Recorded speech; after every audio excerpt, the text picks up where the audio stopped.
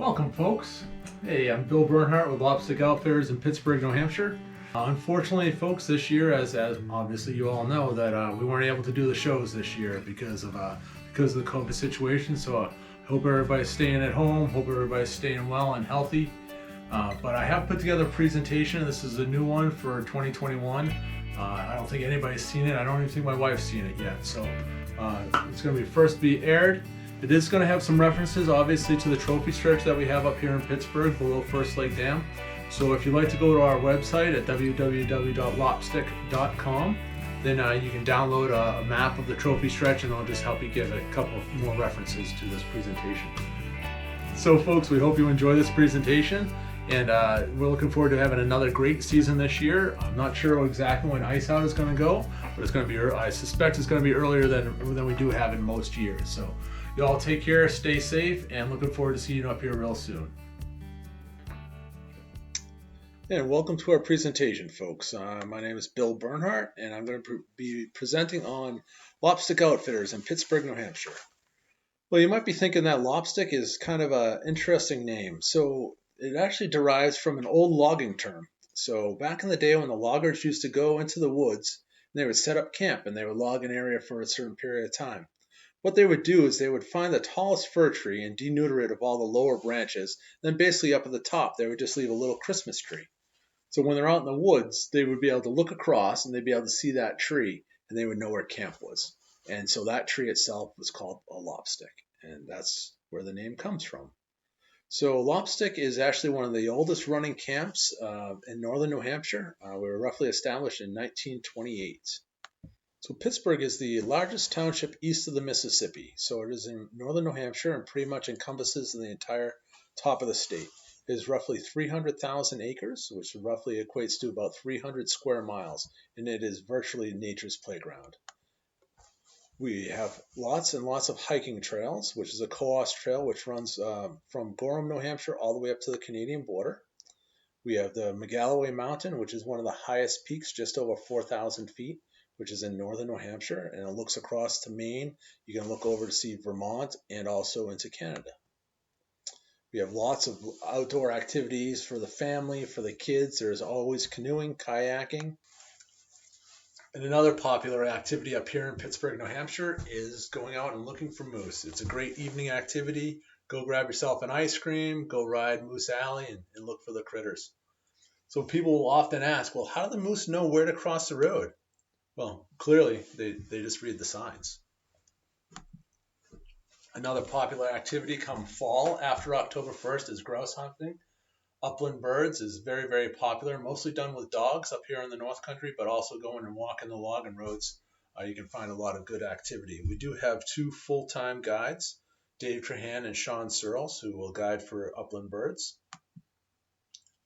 And winter activities, this time of the year, snowmobiling is very, very popular, but also a lot of ice fishing on our designated trout lakes. But what we're here to talk about is the fishing. Fly fishing in particular. So here at Lopstick, we are an Orvis endorsed outfitter. We have been an Orvis endorsed outfitter for approximately 20 years now. And with that, we will have surveys that will be done that will help us with our endorsements. And through those surveys, they'll actually rank us. And in 2013, out of all the Orvis endorsed outfitters in the entire country, we're actually voted number one. We will work very, very hard for our guests, and we realize that it is your time, and that's very important. But most of all, we just like to go out and be safe, and we have a fun time and enjoy our times, and that's more what it's about. Anybody can go catch fish, but if you have a great day and have some camaraderie, that makes a big, big difference. So we have three full-time guides here at Lopstick. We have the wild man Chuck DeGray. We also have Whistling Paul starring, and then myself, your narrator, Bill Bernhardt. So the headwaters of the Connecticut River actually start there at the Canadian border. It actually starts its 411-mile journey. It'll drop approximately 4,000 feet in elevation. Now, 1,000 of that will actually happen in the town of Pittsburgh itself. So as you're hiking the trail up to the headwaters, to the 4th Connecticut Lake, there's actually USGS markers embedded in the granite. So you'll actually be parking at the border station, And one side of the trail's in Canada, the other side of the trail's in the United States, and that's where it starts its journey. Down through 3rd Connecticut Lake, down to 2nd Connecticut Lake, down to 1st Connecticut Lake, and then down to Lake Francis. So there's actually 5 lakes in the chain altogether. And you're curious and you're asking why is the Lake Francis and it's not one of the Connecticut lakes? Well, because when the original Connecticut lakes were discovered, Lake Francis was not in existence. It was actually a man-made lake. It's basically an impoundment that has been dammed up since 1941. And it was named after the governor of the state, Francis P. Murphy. And that's where you get Lake Francis and you get Murphy Dam. So the Upper Connecticut River is a unique, diverse fishery. We have 2 wild landlocked salmon runs. We have 2 stretches of river that are fly fishing only, so that encompasses approximately 6 miles of river. We have 7 fly fish only ponds. We have 2 tailwater dams, one of which is that Murphy Dam. Small streams and tributaries for native brook trout and other wild trout. We have 4 deep water lakes. And we have all of our water is home to brown trout, rainbow trout, brook trout, landlocked salmon, and lake trout. So you have quite a variety. Our salmon season begins in the spring with our salmon run. Smelt and other bait fish spawn in the spring. So what will happen is the smelt will start to move up into the tributaries, mostly between 2nd and 1st Connecticut Lake, and then between 1st and Lake Francis. So the best time is usually about a week or so after ice out. We can generally say it's just about Mother's Day weekend. And then we have another run that will come in late September and early October. So in the spring, they'll be chasing the smelt up, and in the fall, they'll come in on a pre-spawn. Ideally, you're looking for water temperatures that are between 40 and 55 degrees with a heavier water flow. And traditionally, 5 to 6 weight rods. Full sinking or sink tip lines are adequate, but often if the water is a little bit lower, we can just go with a regular floating line. Classic streaming patterns or nymphs, such as a soft hackle streamer. Gray ghosts are very, very popular, but we also use the black nose dace. Any type of your smelt patterns will work really, really well, along with some caddis patterns and some beadhead pheasant tails. Hatching pupas are very popular all throughout the course of the year, and of course your blue-winged olives. One of the sections that is going to hold salmon all year long is between 2nd and 1st Connecticut Lake. So this is a fly fishing only stretch. It is typically what we consider a small stream situation, and this section in particular is a catch and release section. So all your fish must be automatically released, and there is home to wild brook trout and wild landlocked salmon. So like I said, it's a small stream scenario, so it's a lot of pockety type of water, relatively not very heavy flows other than in the spring of the year. It's a great place to go and cast some nice dry flies and also do some nymphing. There are some bigger pools in this little section here where you can find some nicer trout too. Trout and salmon will lay into these bigger pools in the spring and in the fall. There's a nice spring landlocked salmon. You can see how she's nice and chromy. Hasn't been in the river for too long. So this here is a trophy stretch. So this is down below 1st Connecticut Lake, and that is 1st Connecticut Lake Dam right there. This is a tailwater section of river, and it is fly fishing only. So the average flow on the trophy stretch generally ranges between 150 to 300 CFS. It is a fly fishing only stretch. It runs for approximately 2.3 miles and is a series of pockets and a lot of little riffles and runs. We'll run down to it. It even has some deeper pools in it, such as the jury box, and some nice gliding runs as the skating rink. Down through the deep holes right above Lake Francis, what we call the step pools. Then it ends its 2.3 mile journey down at the inlet to Lake Francis itself. There are many good accessible areas, one of which is right below the dam itself.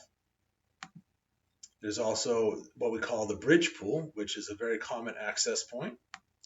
And then also right down at Lake Francis State Park, the visitor center. There's a boat ramp there that you can park there, or you can park right in at the visitor center also. The trophy stretch is home to brook trout, brown trout, rainbow trout, and landlocked salmon. It's got quite a variety of fish in there, usually good populations, and you just really never know what you're going to get or when you're going to get it.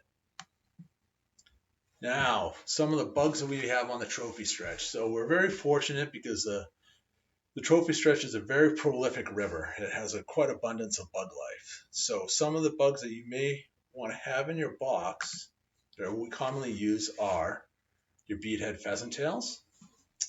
Within the past several years, now that the Euro nymphing has gotten a lot more popular, we will do the second one there is called a hotspot jig. And then the bottom one there is just a zebra midge.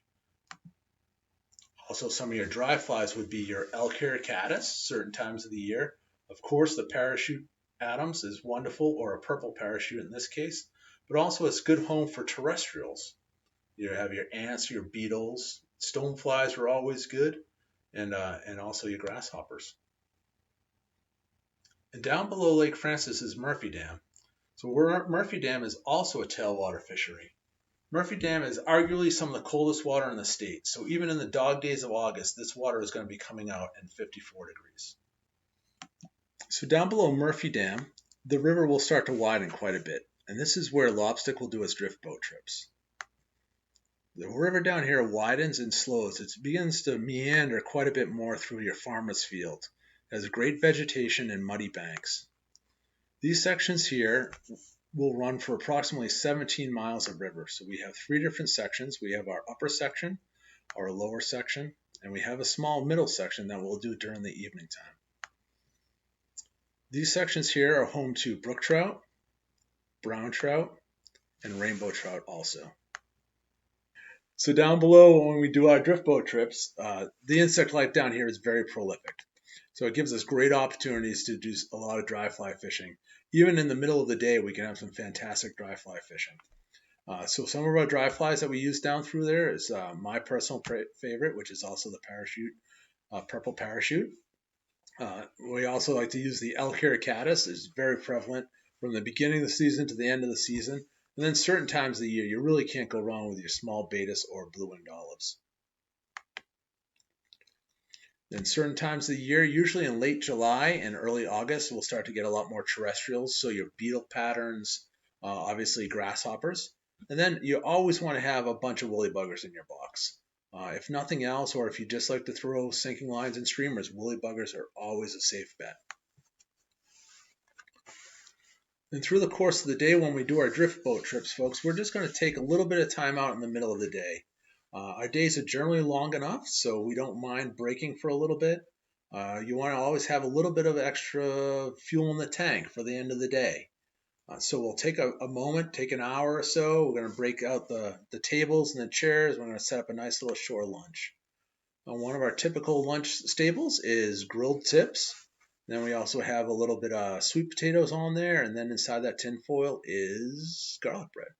So it's always kind of nice, and we'll set up a little cheese platter, or as Paul says, a crudité beforehand, and we'll have a little snack on that, and then maybe a nice little salad to go along with it. So it's a good chance to just get out of the boat, stretch your legs a little bit, walk around, enjoy the day. We'll be out there long enough, folks. So. And then on the float trips, we just, it's a good opportunity to see a lot of wildlife. There's a great blue heron, but we've seen bears and deer, and we've also seen some bobcats when we've been out there. So it's pretty neat. Usually we'll be out till approximately dark 30, and that really depends on your schedules, folks. But often we'll stay out till just about that time. The sun's starting to set. The bugs will start coming off. The fish get very active that time of the year. They're not nearly as spooky. So it's a good time to just look back, reflect on the day, catch a few more fish, and just be thankful that we're out there being able to do what we do. Another one of our float trips that we do is the Androscoggin. The Androscoggin is a much different river than the Connecticut River. It's apples and oranges. It's a much wider, bigger, brawling type of river. It's a little bit faster flowing, and in general, it has a little bit more gradient to it in the shorter sections that we do. And the Androscoggin will have brook trout in it, some nice brook trout. We also have some brown trout in it. and also your rainbow trout. The Androscoggin is known for its alderfly hatch, which usually comes off about June 20th or so. It really is a water temperature dependent type of hatch. So it can come off around June 20th, but I've also seen it happen a week early, and I've also seen it happen 3 weeks late. Now, the alderfly hatch isn't actually an alderfly at all. It's actually a large caddis. It's actually the zebra caddis.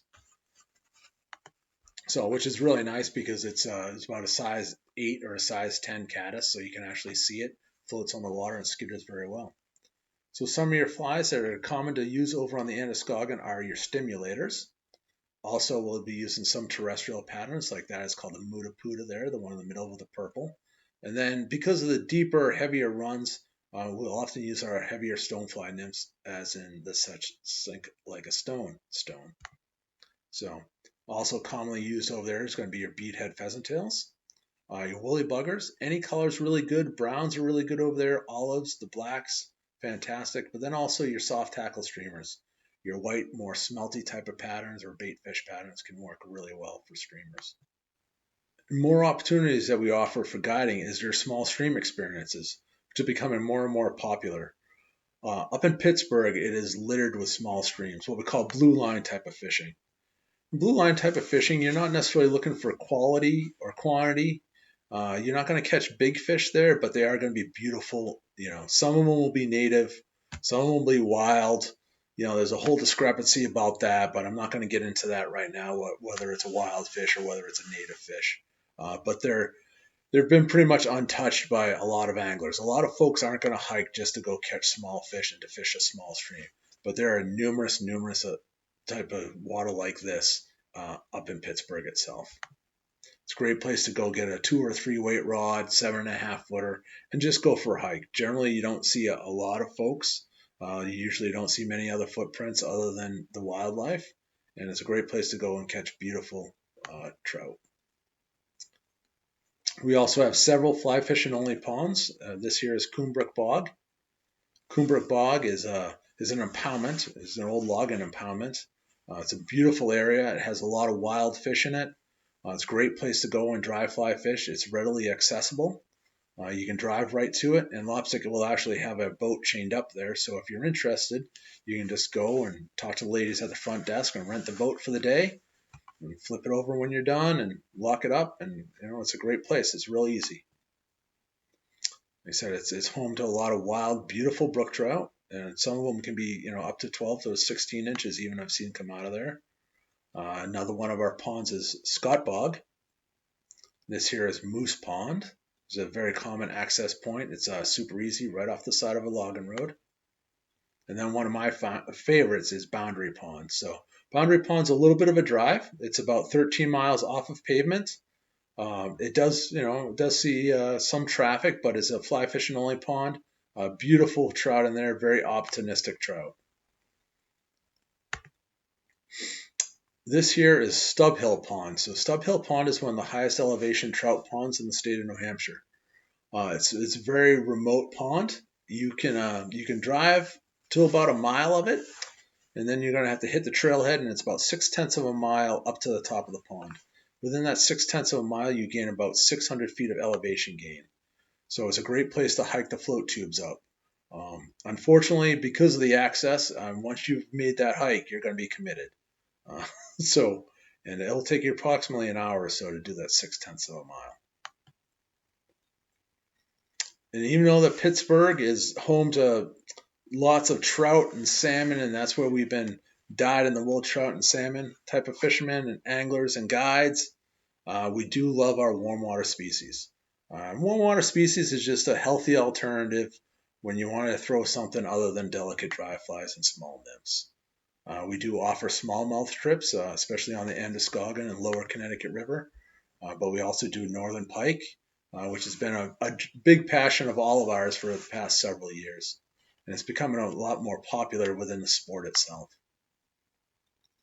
Here in Pittsburgh at 45 Stuart Young Road, we are a fully authorized Orvis dealer, so if you come up and you need something, or if you just got some tippet leader, you need to stock up some flies, please just stop by our shop. We'll be more than happy to help you. We have waders, boots, lines, clothing, apparel, and a great, friendly, wonderful staff. More flies than you can shake a stick at. We had last count, I think we had 34,758 flies in stock.